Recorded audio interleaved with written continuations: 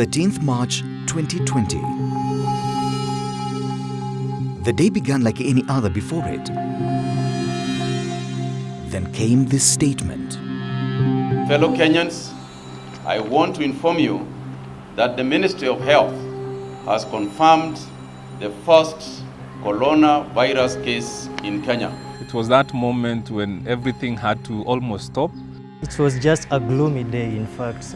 I didn't know who is safe and who is not safe. As also a director of public health, I knew the consequences that it had. Everybody was confused, from the ministry to the facilities to the workers. It became a dark day and the beginning of many months of dreadful fear. It required a multifaceted approach and putting in place measures for flattening the curve. The dynamics in Mombasa were more complex, and actually even became more complicated with the Swahili culture, because in Swahili culture, people are crowded, people stay the same, a lot of people stay in the same household. Mombasa's a port, that's the airport, which was the main entry point for the disease. Mombasa as the Kenya Port Authority, that's our entry point for the goods in Kenya. In addition, Mombasa has a ferry that has to ferry individuals across the Likoni Channel. The response was, now it is here, what do we do? You know, and we had to sit together, come up with a response plan for the county, put all our partners together, explain to them what we need to do to contain this situation. As Afya Pwani, we set out to, assist the county in many areas, some of which included, building the capacity of the frontline healthcare workers. We had to quickly get the health workers brought to speed about the modes of transmission, measures of prevention, and all those. Equip them with the personal preventive equipment. So we had to do lots of procurement of PPEs and distribute the same to our frontline healthcare workers so that they felt safe even as they provided services within our healthcare settings. The county quickly came up with compulsory quarantine facilities and compulsory isolation facility, both at Coast General and the Kenya School of Government, where we took those who had traveled from outside, we take them to those places, we take them through testing twice in a period of 14 days. Those who are positive are isolated and taken to the isolation facility, but the others are discharged based on the outcome of the result on the second test. We were at times working from quarantine, but we managed to run the samples all through. So it wasn't easy as such, because we were also scared about going back and meeting our families, knowing that this was a pandemic, and it was irrespective of whether you are a lab technologist, a doctor, or what, it will not spare you. So at the very beginning of epidemic, we want to describe how the epidemic is taking place in terms of a trajectory, the pathway from susceptible to exposed, then you become infectious, and finally either recovery or some individual die. So basically we want to explain the transmission dynamics or the mechanism of the disease. So for example, when this happened, COVID-19, we didn't know much about it. So remember what we did was to start thinking about the disease, reading what's happening in China, maybe in Europe, and therefore we had to come with a way to explain the mechanism. Corona ipo, tuhakikishe kwamba tunajikinga na tunafuata nyenzo zile za kupambana na maradhi haya ikakuweza kuunganisha. As soon as we had COVID in country, then the risk was community transmissions. And so we had to ensure that our communities understood what COVID was. We had in place the prevention measures, including hand washing areas. So we procured all these hand washing equipment and put information in both print, audio. Tukizidi kusonga mbele, msikilizaji wangu, hakikisha wewe mwenyewe unaosha mikono yako mara kwa mara. Osha mikono yako. Msikilizaji wangu, ujumbe huu umeletwa kwako kwa hisani ya USAID.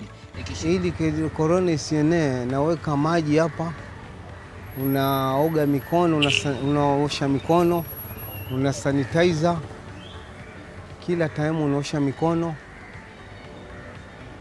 alafu unavaa mask, unakaa mita moja na mwenzako. Msikilizaji, tuko katika awamu yetu ya pili. We came up with a healthcare message package used by the community champions within the community. We also trained the community health volunteers on the aspects of risk assessment, disease surveillance, and reporting of suspected cases within the community. We even involved the nyumba kumis, we even involved the area opinion seekers, and even religious leaders. And where are you calling from, please? It was important that we establish this particular call center, which now has converted into the emergency response center. This has been a critical component to our communication because we get instant feedback from the people. We respond almost immediately, and we've improved through the call center our communication to the people. This lab you see was arranged basically by the lab team from the workflow where we are saying this is where we're receiving the samples, this is where we are donning, this is where we are doping, this is where we are testing, this is how we are releasing the results. That was a lot of work. The whole of 2020, from April to December, we managed over 20,000. That is the workload as far as we are concerned. We were determined to do what was supposed of us. So we went on with the testing. We never stopped. Our partners, Pathfinders, came on board. We identified the hand washing equipment as one of our needs, and we appreciate the good collaboration that we have, and USAID has ensured that the support. We actually got 115 hand washing equipment which were distributed in the community and in some of our health facilities and also in the schools. We have, especially Changamwe, we have 30 schools that benefited from this hand washing equipment, like Bomu, Kipevu, the schools within Changamwe sub-county. The equipments have made great support towards actually ensuring we have contained this COVID. The USAID support towards the Kenyan government's efforts in dealing with the challenges of COVID-19 is plausible.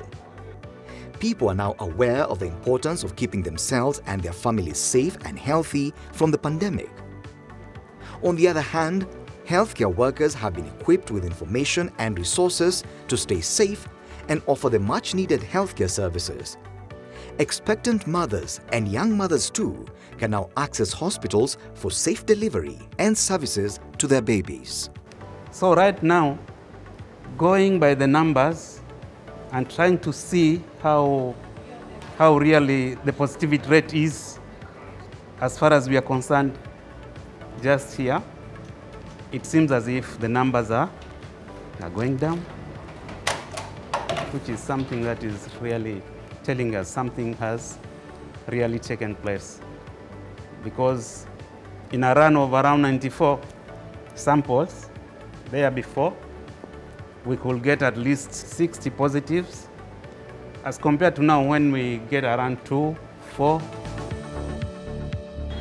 Unaangalia ile pati yenye iko hard ni gani? Hii ni hapa, sawa? Alafu unavaa hivi, sawa?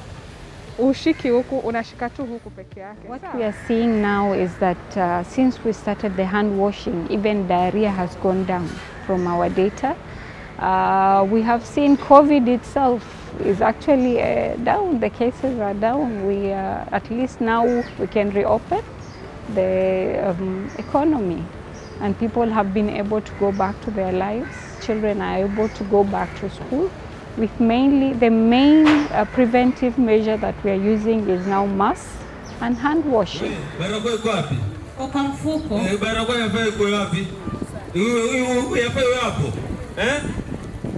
We are not yet out of the woods. We've done tremendous work through the support of USAID, our donor, through the funding of both the county and the public and private partnerships that we have established. But again, there is much more to be done.